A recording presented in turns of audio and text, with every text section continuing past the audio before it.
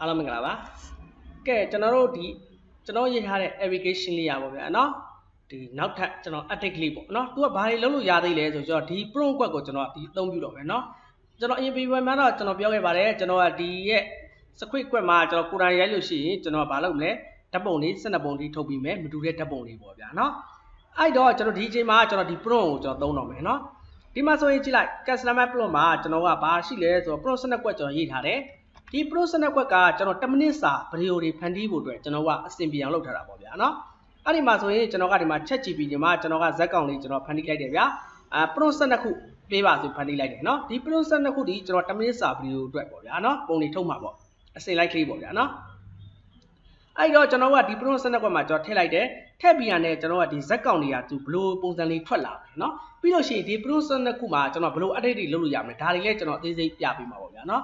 ဒီတစ်ခုတည်းတော့မပြပါဘူးဗီဒီယိုဖိုင်ကကျွန်တော်တို့နည်းနည်းပါးပါးတော့ကြာမှာပါဗျာအများကြီးထည့်လောက်ထားတာဆိုတော့လေနော်โอเคဒါဆိုရင်ကျွန်တော်ကဒီမှာဒီဟာကိုကျွန်တော်ကဓာတ်ပုံအဖြစ်ထုံးမယ်ဓာတ်ပုံအဖြစ်ထုံးမယ်ဆိုလို့ရှိရင်ကျွန်တော်ကဒီမှာ YouTube site ရှိရဗျာဒီမှာ TikTok site ရှိကြိုက်တဲ့ site ကိုထုတ်လို့ရပါတယ်နော်လောဆိုတော့ကျွန်တော်10မိနစ်စာဆို TikTok မှာတင်လို့ရတယ် YouTube မှာဆို YouTube မှာတင်လို့ရတာပေါ့ဗျာနော်ဒါဆိုတော့ကျွန်တော်ကဇက်ကောင်အနေနဲ့ကျွန်တော် TikTok မှာတင်မယ်ဖြစ်တဲ့အတွက် TikTok တစ်ချက်နေလိုက်မယ်နော်နဲ့ YouTube မှာတင်လဲ YouTube မှာလုပ်လို့ရပါတယ်နော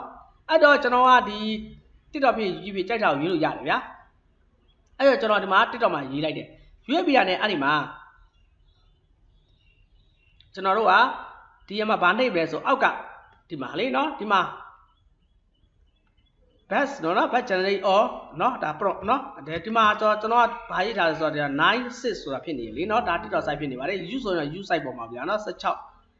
9ပေါ့ဗျာနော်ဒါက TikTok siteโอเคအဲ့ဆိုရင်ဒါလေးကိုကျွန်တော်ကဒါဖြစ်ကျွန်တော်ဓာတ်ပုံပြထုတ်တော့မှာထုတ်မယ်ဆိုကျွန်တော်တစ်ချက်နှိပ်လိုက်ရမယ်လीနော်အဲ့ဆိုရင်သူကဘာလုပ်လို့ထားလဲဆိုဒီ prompt ကနေကျွန်တော်ကဒီအစင်လိုက်လေးတွေပေါ့ဗျာနော်ဓာတ်ပုံတွေကိုအားပေါ်ပြပေးပါမယ်နော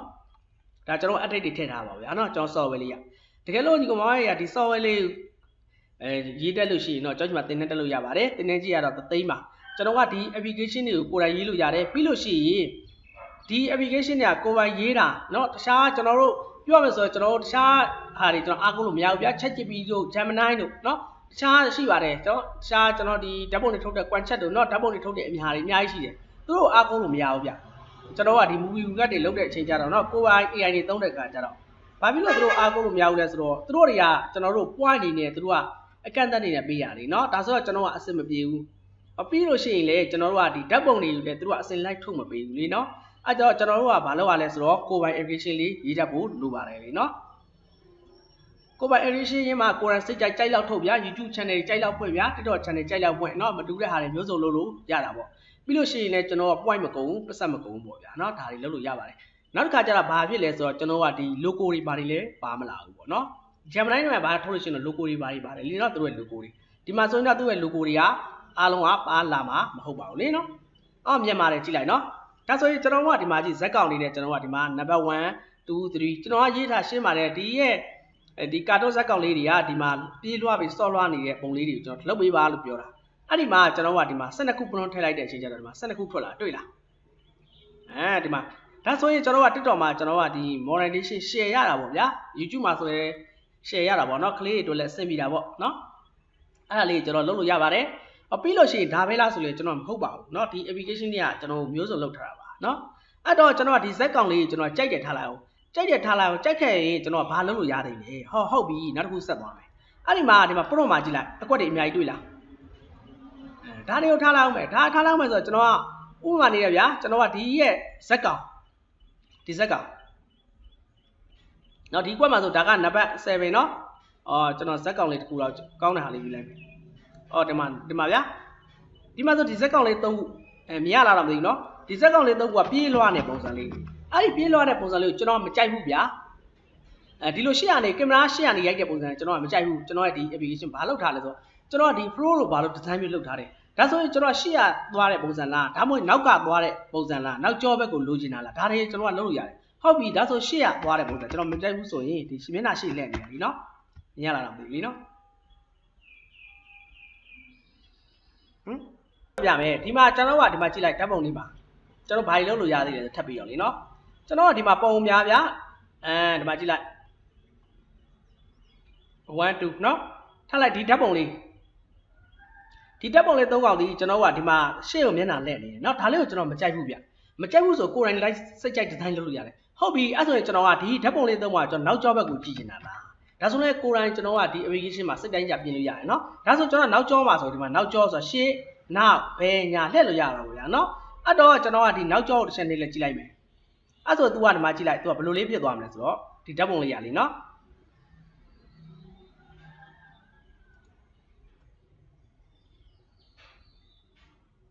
ခဏတော့စောင့်ပေးဗျာเนาะ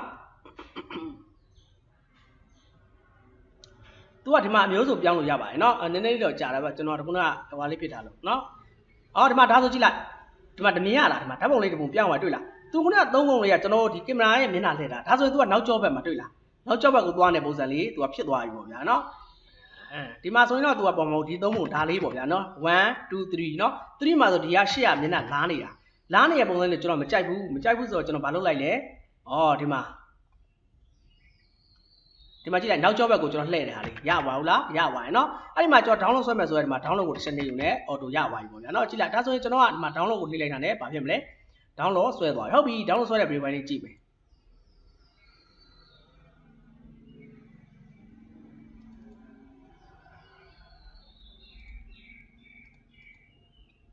download ဆွဲတဲ့ပုံလေးပေါ့ဗျာကြည့်လိုက်တွေ့လားဒါဆိုရင်ကျွန်တော်ရဲ့ဇက်ကောင်လေးရပါလဲနောက်ကျောပေးပြီးတော့ရှေ့သွားတယ်ပုံစံပထမပုံကကျွန်တော်မျက်နှာထည့်တယ်ကိုကနောက်ကျောတွေ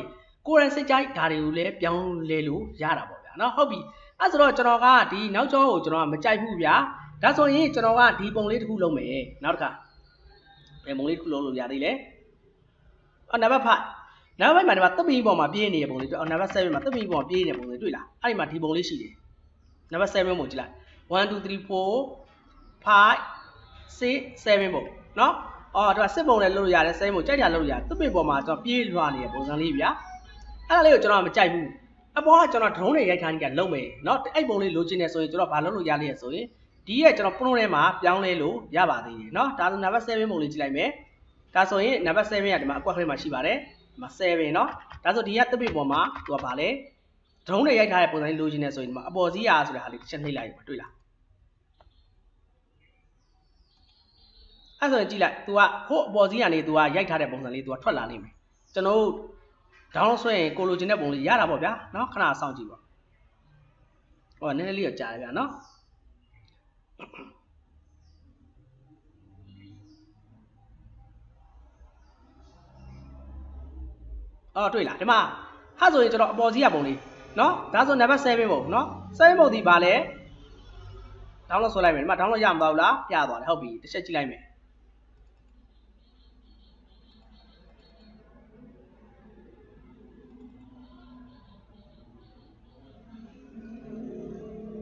တွေ့လားကျွန်တော်ကကောင်းကင်ဘွားနေရိုက်ထားတဲ့ဓာတ်ပုံလေးကိုကိုယ်တိုင်ကျွန်တော်ယူပြီးတော့ video တွေနဲ့ကျွန်တော်က YouTube TikTok ပေါ်မှာ video file တွေလုပ်ပြီးတော့ပြန်ပြီးတော့လည်းတင်လို့ရပါတယ်เนาะဒါတွေကတော့ကျွန်တော်တခြား AI နဲ့သုံးလို့ရတာပေါ့ဒါကြီးလည်းကျွန်တော်သိစိတ်ပြောပြထားပါတယ်လင်းတော့တင်ထဲမှာဟုတ်ပြီအဲ့တော့ကျွန်တော်မူရင်းပုံကဘယ်ပုံဖြစ်မလဲမူရင်းပုံကဒီပုံကိုကျွန်တော်ကဘာလုပ်လိုက်လဲဆိုတော့ကောင်းကင်ဘွားနေရိုက်ထားတယ်ဒီပုံအဖြစ်ပြောင်းလိုက်တယ်เนาะ drone တွေရိုက်ထားတဲ့ပုံစံဒါမျိုးတွေလည်းကိုယ်တိုင်စိတ်တကြညီကောင်မတွေစိတ်တကြလုပ်လို့ရတာပေါ့ဗျာเนาะဒါကတော့ကျွန်တော်ရေးထားတဲ့ application လေးပါJosh မှာတင်တဲ့တက်ရှင်တော့ဒါတွေအားလုံးကိုလည်းကိုယ်တိုင်ရေးတတ်မှာပေါ့ဗျာเนาะဒီ application လေးကိုလည်းပြီးရင်ဓာတ်ပုံတွေလည်းအစင် live စိတ်တိုင်းကြထုတ်လို့ရတယ်เนาะ download အားလုံးဆွဲလို့ရတယ်ဟုတ်ပြီအဲ့လိုတစ်ခုချင်းဆွဲလို့ရတယ်လို့ကျွန်တော်ကဒီ download အားလုံးဆွဲချင်တယ်ဆိုရင် download ဆွဲလို့ရပါတယ်เนาะအဲ့ဆိုရင်ဘယ်မှာ download ဆွဲလို့ရမလဲဆိုဒီမှာရှိလားဒီမှာ mail စနေတယ်เนาะအော်ဒီမှာ download all တဲ့ download all ဆိုတာကျွန်တော်ဒီဓာတ်ပုံတွေအားလုံးကိုကျွန်တော် download ဆွဲလို့ရပါတယ်တဲ့12ပုံဟုတ်လားမဟုတ်လားကျွန်တော်တစ်ချက်ဆွဲကြည့်မယ် download အော်ဒီမှာကြည့်လိုက်download သူက zip file နဲ့အားလုံးလာတယ်เนาะအလောင်းဖွင့်ပြလိုက်မယ်ဟောဒီမှာ12ပုံပဲဒီမှာ9 10 9 10 17ဒါဆိုရသွားပြီဆိုတော့ကျွန်တော်တစ်ချက်ကြည့်လိုက်မယ် download မှာအဲ့တော့ကျွန်တော်ကဒီ download ထဲဝင်ပြီးတော့လည်းကြည့်လို့ရပါတယ်เนาะဒီမှာ12ပုံအော်ဒီမှာ12ပုံပြเนาะဒီမှာ12ပုံသူကအစင်လိုက်လေး download ဆွဲပေးတာကြည့်လိုက်ဖွင့်ကြည့်လိုက်မယ်တွေ့လားအော်ဒါနံပါတ်1ဒါမျိုးလေးတွေပေါ့ဗျာเนาะစိတ်တိုက်ကြကိုယ်တိုင်စိတ်တိုက်ကြလုပ်လို့ရပါတယ်เนาะအားလုံးလည်းတစ်ချက်တည်း download ဆွဲပြီးတော့ကိုယ်တိုင် video တွေထုတ်လို့ရပါတယ်ဟုတ်ပြီအဲ့ဒါဆိုရင်ကျွန်တော်ကနောက်တစ်ခုကျွန်တော်ဆက်ပြီးတော့ကျွန်တော်ပြပေးမယ်เนาะအဲ့တော့ဒါတွေမဲလားဆိုလည်းမဟုတ်သေးဘူးမအသေးစိတ်လုပ်လို့ရပါသေးတယ်เนาะဟုတ်ပြီဒါဆိုရင်ကျွန်တော်က YouTube TikTok မှာတင်လဲဆိုရင်နောက်တစ်ခုစဉ်းစားရရှိတယ် ကျွန်တော်တို့ကဗာလဲကာပါနော်ကျွန်တော် TikTok မှာဆိုကာပါပေါ့ဗျာနော် YouTube မှာဆိုရင်တာမင်နယ်ပေါ့ကျွန်တော်ကဗာလဲဆိုတော့ကျွန်တော်ပြမယ်ကာပါတော့တာမင်နယ်တို့ရှိရလीနော်အဲ့ဟာတွေကိုကျွန်တော်ကဘယ်လိုလုပ်မလဲဟုတ်ပြီအဲ့တော့လဲလွဲပါတယ်ကျွန်တော်ရဲ့ဒီရဲ့ prompt မှာဘာရှိလဲဆိုကျွန်တော်ကိုကြိုက်တဲ့ဓာတ်ပုံရဲ့ကာပါလေးကိုကျွန်တော်ယူလိုက်မယ်ကျွန်တော်ဒီထဲမှာကျွန်တော်လှဆုံးဓာတ်ပုံလေးတစ်ခုရွေးမယ်ဗျာဒါနံပါတ်2ပုံလေးဆိုလှတယ်မဟုတ်လားဒါလေးနော်ဒါလေးကိုကျွန်တော်ယူလိုက်မယ်ဒါလေးကိုကျွန်တော်ကာပါအနေနဲ့သုံးမယ်ကျွန်တော် TikTok YouTube နော်တာမင်နယ်ပေါ့ဗျာနော် TikTok မှာဆိုကာပါ YouTube မှာဆိုတာမနဲ့ပေါ့နော်ဒါလေးကိုကျွန်တော်သုံးမယ်ဆိုရင်နံပါတ်2ပုံလေးနံပါတ်2ပုံလေးဆိုတော့ကျွန်တော်ဒီကောက်ကိုကျွန်တော်ကဘာအဖြစ်ထုတ်မလဲ1 2ဒီကောက်ကိုကျွန်တော် TikTok ကာပါအနေနဲ့ထုတ်မလား YouTube ကာပါအနေနဲ့ထုတ်မလားစဉ်းစားကြရှိရလीနော်ဒါကြိုက်တာထုတ်လို့ရပါတယ်ဒါကလောဆိုတော့ TikTok site ဆိုတော့ TikTok ကာပါနဲ့ထုတ်မယ်အဲ့ဆိုတော့ကျွန်တော်ဘာရှိလဲ YouTube TikTok ဒီမှာလည်းမကြိုက်ဘူးဆိုရင်ပြန်ပြီးတော့လုပ်လို့ရပါသေးတယ်နော်တပေါ့အဲ့တော့ကျွန်တော် TikTok ကာပါနဲ့ထုတ်မယ်ဒါတစ်ချက်နှိပ်လိုက်မယ်တစ်ချက်နှိပ်လို့ရှိရင် तू ကခဏလေးစောင့်ပြီနော်ဒါဆို तू က TikTok အနေနဲ့ကာပါလေးကြာလာလိမ့်မယ်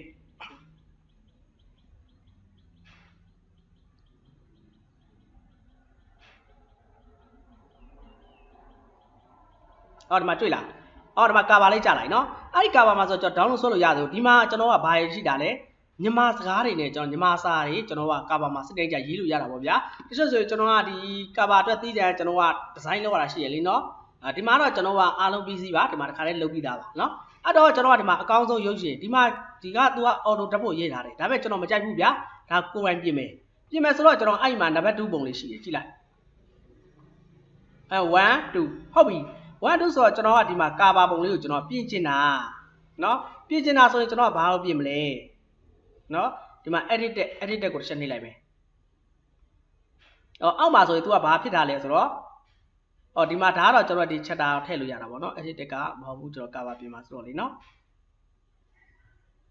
အဲ့တော့ကျွန်တော်ဒီဓာတ်ပုံလေးတစ်ချက်ကြည့်လိုက်မယ်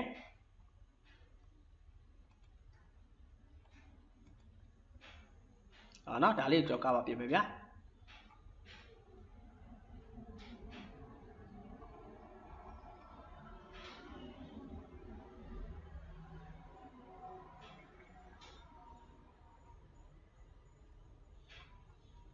နံပါတ်2ပုံလေးเนาะโอเคရပြီဒီမှာเนาะနံပါတ်2ပုံလေးကဒီပုံလေးပေါ့เนาะဒီပုံလေးကိုကျွန်တော်ကကာပါအနေနဲ့ TikTok ကာပါအနေနဲ့သုံးပါ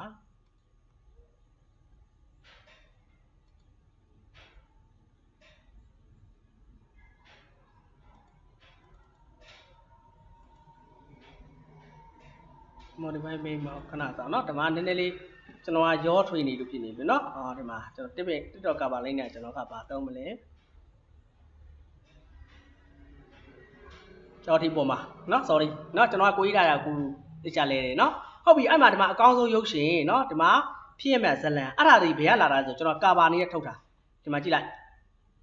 ဒီမှာအကောင်းဆုံးရုပ်ရှင်နဲ့ဖြစ်ရမဲ့ဇလန်ဒါဒီကျွန်တော်ကိုကြိုက်တဲ့ဟာကိုထည့်လို့ရပါတယ်ဒါဆိုအကောင်းဆုံးရုပ်ရှင်ကိုကျွန်တော်ဖယ်လိုက်မယ်ဖြစ်ရမဲ့ဇလန်ဒါကိုမှကိုယ်တိုင်နေပေးမယ်ဗျာเนาะအဲ့ဆိုရင်တော့ကျွန်တော်ကဘာထည့်မလဲဆိုတော့ကြည့်လိုက်အဲ့ဒီမှာအကောင်းဆုံးရုပ်ရှင်ဆိုကျွန်တော်ဖြတ်မယ်မထည့်ဘူးဟုတ်ပြီဒါဖြစ်ရမဲ့ဇလန်เนาะဆက်တိုင်တယ်ပေါ့ဗျာစာတန်းထုတ်လို့ရပါတယ်အဲ့တော့ကျွန်တော်ကာပါနေနဲ့တုံးမှဖြစ်တဲ့ကျွန်တော်ကကလေးများအတွက်လူလည်းရေးလို့ရပါတယ်เนาะ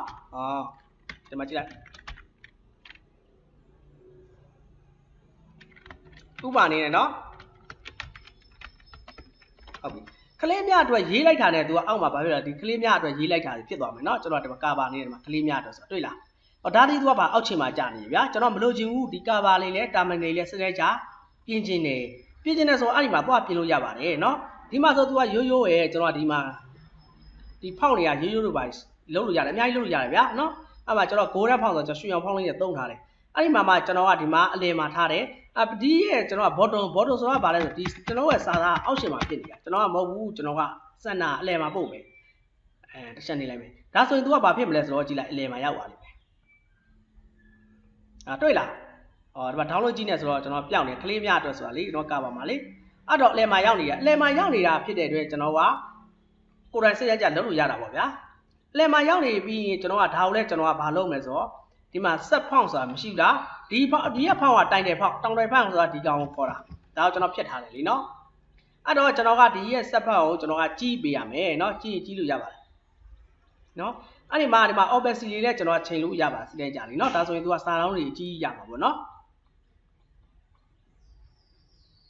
ဒီမှာတွေ့လားကလေးများအတွက်လीเนาะ အဲ့ဒီမှာမှကျွန်တော်ကဒီကလေးများအတွက်ဆိုတာဒါလေးကိုကြိုက်တယ်ဆိုရင်ကျွန်တော်ကဒီအပေါ်ဆုံးမှာထားမယ်ဗျာအပေါ်မှာထားရင်ပို့လာတာပေါ့နော်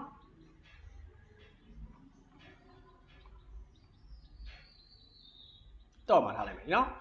စာလုံးဖောင်းလိုက်ကြည့်လိုက်မယ်အဲ့တော့ကျွန်တော်ဒီတိုင်းလေးရသွားပြီဆိုတာနဲ့ကျွန်တော်ကဒီမှာကြိုက်တာကိုလုပ်လို့ရပါတယ်ဒီမှာခေါင်းလုံးနော်ခေါင်းစဉ်ပေါ့ဗျာနော်ဒါရိုးရိုးတွေပါအများကြီးလုပ်လို့ရတယ်နော်ဒီမှာအများရွေးချယ်လို့ရတယ်ဒါကိုကျွန်တော်ကဒီကောက်ကိုကျွန်တော်ကဒီကာဗာအနေနဲ့သုံးမှာကျွန်တော်ရဲ့ဒီ video file တွေတင်မှာဖြစ်တဲ့အတွက်လေနော်ဒါကိုကျွန်တော် download ဆွဲလိုက်မယ်ကြည့်လိုက်နော် download ရပါပြီဒါဆိုရင်ကျွန်တော်ကဘာဖြစ်သွားမလဲဆိုတော့ကျွန်တော်ကဒီရဲ့ video file တွေလည်းကျွန်တော်ကဒီမှာ TikTok ကာဗာလို့လည်း auto ရေးပြီးတာလीနော် video အနေနဲ့ကျွန်တော်ကဒီ template တို့ကာဗာလို့လည်း auto ထုတ်လို့ရပါတယ်เนาะပြီးလို့ရှိရင်ကျွန်တော်ကဒီဇက်ကောင်အနေနဲ့လည်းဓာတ်ပုံတွေကိုအစင်လိုက်ကျွန်တော်ကတစ်ခုတည်းပေါင်းပြီးတော့ download လုပ်လို့ရသလိုအစင်လိုက်တစ်ခုချင်းလည်းကိုယ်တိုင်စိတ်ကြိုက်ကြရွေးလို့ရတယ်ပြီးလို့ရှိရင်လည်းကျွန်တော်ကဒီကင်မရာကိုလည်းကိုယ်တိုင်စက်တင်ကြချိန်လို့ရတာပေါ့ဗျာเนาะအပေါ်ကလိုချင်တာလားအောက်ကလိုချင်တာဒါတွေအများကြီးလုပ်လို့ရပါဘူးเนาะဒါကျွန်တော်ဒီ application လေးကကျွန်တော်ကိုယ်တိုင်ရေးထားတာပါတကယ်လို့သင်တဲ့မယ်ဆိုတော့ကျွန်တော်မှတသိချက်ပါဒီကျွန်တော်ဒီရှားကျွန်တော်ဒီ AI နဲ့ပတ်သက်တဲ့ဟာတွေလည်းကျွန်တော်အားလုံးသိပေးပါမယ်ဒီ video တွေလုပ်ပုံတွေ YouTube channel ဖွင့်ကြည့်ရစအားလုံးပါမှာပေါ့ဗျာเนาะပြီးလို့ရှိရင်လည်းကျွန်တော်ကဘာလုပ်လို့ရဆို movie review အတွက်ကျွန်တော်ကဒီကိုယ်တိုင် application ပေါ့ဗျာเนาะတချို့ဆိုရင်ကျွန်တော်ကပတ်သက်ပြီး point တွေဝယ်ရတယ်မဟုတ်ဘူးလားအဲ့ဒါတွေကျွန်တော်ကမဖြစ်အောင်ကျွန်တော်ကိုယ်တိုင်ရေးထားတဲ့ movie review ကเนาะဒီ software တွေเนาะပြီးလို့ရှိရင် online ပေါ်မှာကိုယ်တိုင်သင်ရတာတွေကိုယ်ပိုင်တစ်ခုကိုယ်တိုင်စနစ်ကြသုံးလို့ရတာတွေဒါမှမဟုတ်ရှင်တခြားပြန်ပြီးတော့ကိုက point နဲ့ပြန်ရောင်းစားမှာဒါတွေလည်းကျွန်တော်လုပ်လို့ရပါတယ်เนาะဒါအရင်တော့ကျွန်တော် free ပေးတာပေါ့ဗျာဒါလေးခုကတော့ကျွန်တော်ဒီအသေးစိတ်ဒါလေးလုပ်နေရဖြစ်တဲ့အတွက်เนาะနောက်ထပ်ကျွန်တော်ဒီရက်ကောင်းတဲ့ဟာတွေလည်းအများကြီးရှိပါသေးတယ်เนาะဒီထဲမှာကျွန်တော်အများကြီးပြပေးမယ်โอเคပါဒါဆိုရင်ဒီလောက်ပါပဲလीเนาะတကယ်လို့ကျွန်တော်သင်တန်းတက်မယ်ဆိုရင်တော့ကျွန်တော်ဒီ4-3လုံး8-5လေးလीเนาะဒီကျွန်တော်ရဲ့သင်တန်းဟိုမှာလည်းလာမေးလို့ရပါတယ်เนาะ